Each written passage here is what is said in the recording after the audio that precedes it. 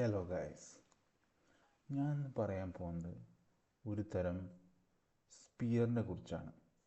നിങ്ങൾ കേട്ടിട്ടുണ്ടാവും, ഇതിൻ്റെ പേര് ബുഗ സ്പിയർ എന്നാണ്. ഇത് കണ്ടത് കൊളംബിയയിലാണ്. അതായത് കൊളംബിയയിൽ ഒരു ദിവസം ഈ സ്പിയർ ആകാശത്തോടെ പറന്നെടുക്കുകയാണ്.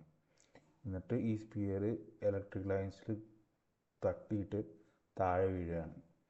എന്നിട്ട് ഇത് ഒരാളുടെ കയ്യിൽ വരികയാണ്. പിന്നെ അവിടെ ഇതിനെ പറ്റി പഠിക്കാനൊന്നുള്ള സിസ്റ്റം ഇല്ലാത്തതുകൊണ്ട് ഇത് മെക്സിക്കോയിലേക്ക് അയച്ചിട്ട് അവിടെ ജെമി മൂസ് എന്ന് പറഞ്ഞ ആൾ ഇതിനെ പറ്റി പഠനം നടത്തുകയാണ്. അപ്പോൾ ഇതിൻ്റെ പ്രത്യേകത എന്താണെന്ന് വെച്ചാൽ ഇത് കറങ്ങുമ്പോൾ ഇതിൻ്റെ വെയിറ്റ് കുറയും. അങ്ങനെ ഒരു പ്രത്യേകതയുണ്ട്. പിന്നെ ഇത് കിട്ടിയപ്പോൾ ഇത് 2 കിലോ ആയിരുന്നു, ഇപ്പോൾ ഇതിൻ്റെ വെയിറ്റ് 10 കിലോ ആണ്.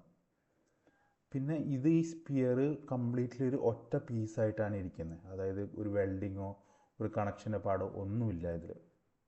അങ്ങനെ കുറേ യാദൃശ്ചികമായ കാര്യങ്ങൾ ഈ സ്പിയറിലുണ്ട്. പിന്നെ ഒരു കാര്യം കണ്ടത് എന്താണെന്ന് വെച്ചാൽ ഇതിൽ നടുക്കായിട്ട് ചില ഹോൾസ് ഉണ്ട്.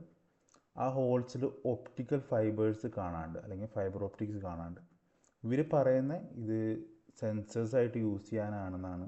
അതായത് നമ്മുടെ ആൻറ്റിനാസൊക്കെ ഉണ്ടാവില്ല, അതായത് ചില സാറ്റലൈറ്റ്സ് ആൻറ്റിനാസൊക്കെ ഉണ്ടാവുമല്ലോ, അതുപോലെ ഒരു ആൻറ്റിനയും കാര്യങ്ങളൊക്കെ ആണെന്നാണ് ഇവർ പറയുന്നത്. അപ്പോൾ ഇതാണ് ഈ സ്പിയറിൻ്റെ ഒരു പ്രത്യേകത വരുന്നത്.